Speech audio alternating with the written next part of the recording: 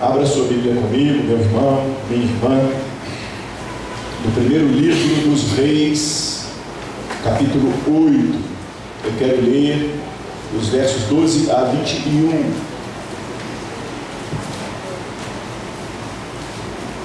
É registrado aqui no primeiro livro dos Reis uma fala de Salomão ao povo. Primeiro livro dos Reis, capítulo 8, de 12 a 21.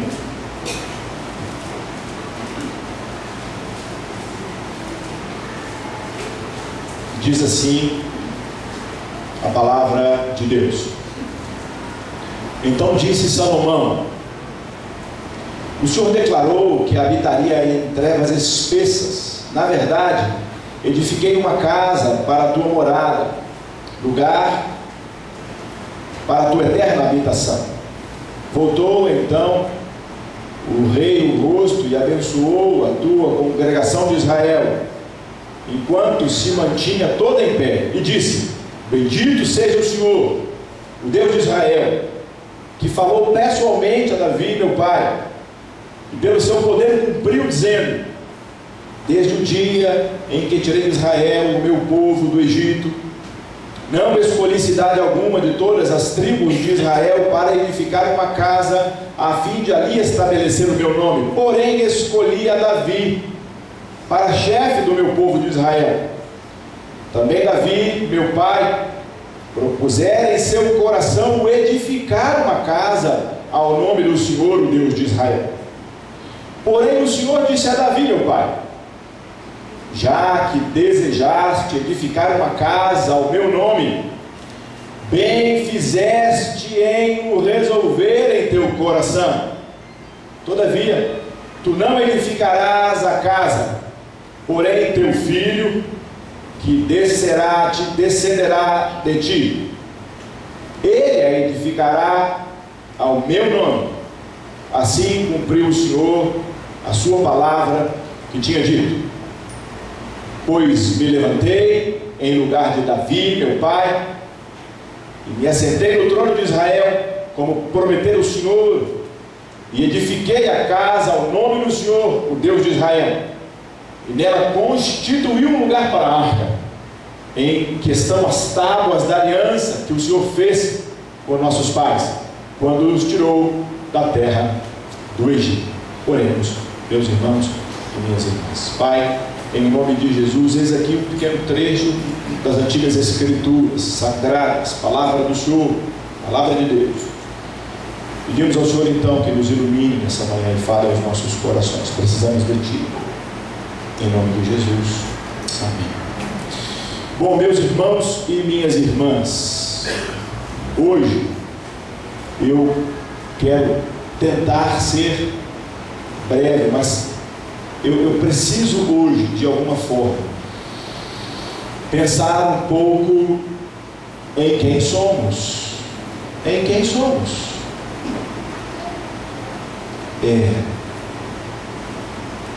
De alguma maneira, nós ainda recebemos influências, tanto positivas quanto negativas, de vários povos. Somos formados por um povo que também é marginalizado e está sendo destruído no nosso país, que são os índios. Somos formados por uma cultura europeia, somos formados também, de maneira muito especial, pelos negros. Também temos outras influências, até um pouco mais contemporâneas, como por exemplo a influência dos Estados Unidos. E hoje, com esse mundo aberto, essa globalização, recebemos influências como nunca. Como nunca. Bom, eu preciso, de alguma forma, lembrar uma frase que é muito comum a nós. Por exemplo: não zangue nem me xingue por estar cochilando ou cochichando. Palavras que herdamos dos africanos. Palavras que os negros deixaram para nós. O nosso vocabulário, o português que falamos aqui no Brasil, que é muito diferente do português original de Portugal, né? Como o Edson disse há muito pouco tempo, né? Que nós é que temos o sotaque é nosso, e aí precisamos compreender a influência africana também no nosso vocabulário. Eu me faço usar agora de um livro chamado A Enxada e a Lança, de Alberto da Costa e Silva, ex-diplomata brasileiro, membro da Academia Brasileira de Letras. E ele chama a atenção para algumas coisas que são importantes para nós. Por exemplo, como a nossa maneira de viver no Brasil tem influências fortes da cultura africana. Nós temos os portugueses que vieram para cá, em grande maioria sem mulher, e que constituíram aqui descendência nos ventres das Índias. E não foi diferente assim com os negros. A grande maioria dos negros que chegaram para cá chegaram também sem mulher, e que também geraram descendência em ventres indígenas também. Somos uma mistura de cor, de povos, de raças. E ainda insistimos, mesmo de forma inconsciente, pedido de perdão da IPU diz que nós adultos temos consciência disso, e temos sim. Me lembro muito bem, em 1986, quando estava no primeiro ano do ensino médio, quando chego na minha família, que é uma família colorida, de braços dados, meu presbítero Eduardo Bundim, me permita, por favor, com a minha negona, e ouço da minha família palavras de rejeição, como se eu tivesse que fazer um esforço para buscar no meio da sociedade uma companheira mais clarinha, mais bonitinha, para estar ao meu lado, fazendo menção à cor de Edna, como se Edna fosse um indivíduo menor que qualquer outra pessoa. Quantas vezes andei nos shoppings de Belo Horizonte com os meus 2 filhos e fui abordado perguntando se os meus 2 filhos eram adotivos. Muitas vezes, nenhuma, nem 2, nem 3, muito mais. E aqueles olhares diferentes, como se eu fosse branco, me declaro pardo, inclusive. E fico pensando na construção da nossa cultura, fico pensando na herança que temos, por exemplo, na forma de construir casas rústicas, sabe de quem herdamos? Dos negros.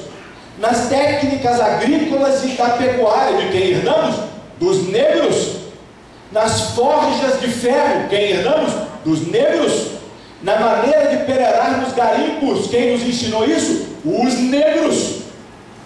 O modo dos nossos comportamentos, inclusive o gostar. Você já brincou na rua? Já brincou na rua? Eu brinquei na rua há muito tempo. De quem herdamos isso, brincar na rua? Dos negros. Né? Estou vendo aí o Elza puxando a orelha ali do Eduardo. Quanto tempo esse menino ficou na rua? Não é verdade? Ó, sumia, né? Não tinha telefone celular, não tinha nada, e a mãe ficava desesperada. É isso. Quantas vezes a cultura do arroz, que herdamos, por exemplo, do negro, do inhame, do dendê, da pimenta malagueta, não é verdade? E na música, quem gosta de samba? Quem é que gosta de samba? Não é verdade? Eu estou aqui custando me aguentar quando vocês estão cantando aí, pelo amor de Deus. Não sei como é que está vocês. Não é assim? Reverenda Clara está assim, eu vou ficar de pé. Eu falei, segura aí, você está no culto, menino. Né? Entendem? E o maracatu e o frevo, por exemplo, nós temos problemas. Por exemplo, problemas relatados no relatório anual das desigualdades raciais no Brasil de 2010 pela Universidade Federal do Rio de Janeiro. Negros e pardos são mais vulneráveis em relação à segurança alimentar, por exemplo. Possuem maior defasagem escolar. recebem menor número de aposentadorias e pensões da Previdência Social. A maioria dos processos de crime de racismo, sabe quem ganha? Sabe quem ganha? Os réus, os acusados, a grande maioria. Os brancos que ganham. Ridículo. Ridículo isso na nossa justiça. Eu fico pensando, de 96 mil pessoas assassinadas no Brasil entre 2006 a 2007, 63% negras e pardas. E a violência contra a mulher? Aqui, é absurdamente um número muito maior de negras que são violentadas. Bom, eu quero parar por aqui. Sabe por quê? Porque é claro que a nossa cultura sofre. E aí, eu só quero citar o texto que li, o verso 18, diz assim: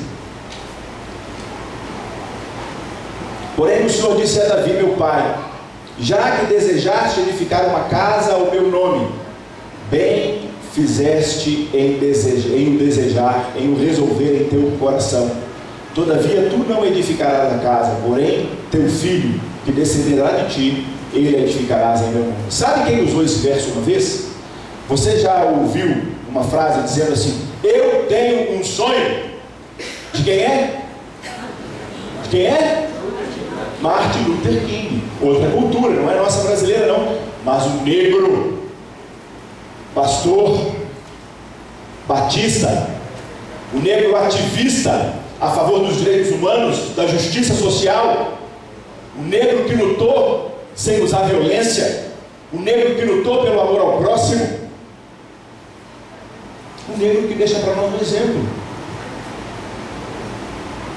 O dia que celebramos hoje, está aí no boletim, que foi dia 20, o Dia Nacional da Consciência Negra, faz menção a Zumbi. Sabe por que ele faz menção a Zumbi? Para que a gente entenda que o processo de rompimento da escravidão no Brasil não partiu de forma aonde os brancos são conscientizados e eles falam: olha, nós estamos maltratando os negros, como se os brancos fossem os bons e os justos. Quantas e quantas denominações e quantos cristãos vieram, por exemplo, dos Estados Unidos, na época onde perderam a guerra da secessão, cristãos do sul, cristãos que defendiam a escravatura, e na época encontraram na Bíblia Sagrada distorções, lendo de forma distorcida, defendendo a escravatura, e vieram para o Brasil porque aqui ainda poderiam manter a sua atividade agrícola, escravizando índios e negros. E lá nos Estados Unidos não podia mais, porque perderam a guerra da secessão. E aí agora eu, como irmão, como crente, como cristão, posso ir agora para uma outra nação e escravizar o outro. Sabe qual era a justificativa? Índio e negro não tem alma. Martin Luther King tem um sermão fantástico em cima desse tema, dizendo, eu não vou pregar o sermão dele, óbvio, mas ele me inspira. Ele um dia disse que a gente tem um sonho que muitas vezes não podemos vê-lo concretizar na nossa história, mas que a gente pode deixar para que as nossas gerações o vejam. Ele cita muitos, por exemplo, como Davi. Ele cita tantos outros que tiveram sonhos e que não viram esses sonhos serem concretizados na sua história, como o próprio Gandhi, tentando libertar o povo da Índia, e que quando morreu, a Índia estava dividida entre os muçulmanos e os hindus. Ele não viu isso, mas ele lutou sem violência, por justiça e igualdade. E hoje eu também lembro desse líder e trago para a gente hoje. Nós construímos uma sociedade, e construímos essa sociedade com a consciência que somos igreja. Construímos essa sociedade na consciência que somos sujeitos no estabelecimento do reino de Deus, de justiça, amor e paz. E eu encerro aqui dizendo assim: Será que podemos ouvir de Deus a mesma frase que Deus disse a respeito de Davi? Lá no verso 18, ele diz assim: bem fizeste em resolver em teu coração construir uma casa para mim. Será que você pode ouvir: bem fizeste em resolver no teu coração construir a sociedade que você está construindo com as suas ações? Essa é a pergunta que eu quero que você leve para casa. Que sociedade você está construindo? Será que no seu comportamento você ainda vê racismo? Porque na minha família eu ainda vejo. Meio mascarado, mas eu ainda vejo. Será que nós estamos construindo uma sociedade onde não reconhecemos a herança linda desse povo alegre, feliz, colorido, que são os negros entre nós? Será que estamos construindo uma sociedade ainda desvalorizando os negros, desvalorizando os de condição homoafetiva, desvalorizando as mulheres, desvalorizando os marginalizados? Será que ainda estamos construindo essa sociedade? E será que Deus vai falar com a gente que é bom? Não, não é bom, porque isso não promove o Cristo que servimos. O Cristo que servimos é promovido do respeito e da igualdade, do amor e do perdão, do caminho junto, na prática da paz.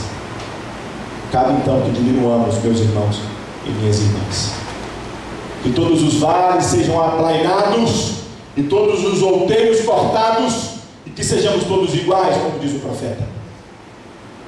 Mãos dadas, ombros juntos, construindo uma sociedade, ouçamos todos juntos: bom demais. Palavra de Deus. Cada um ter resolvido no seu coração construir essa sociedade que reflete sim o meu reino de justiça, paz e igualdade e alegria, em nome de Jesus. Ficamos em pé e agradecemos ao Senhor.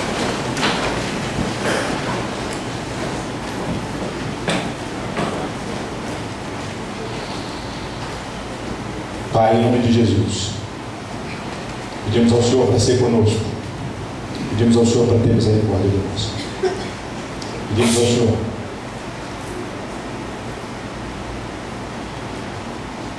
para nos perdoar, pedimos ao Senhor para se fazer conhecido nas nossas ações, pedimos ao Senhor para constranger nossos corações e gerar em nós desejo, vontade, força de executar a construção dessa sociedade igualitária, respeitosa, tolerante, amável, para que o Senhor seja conhecido por todos, em todos, em nome de Jesus. Amém. Graças a Deus.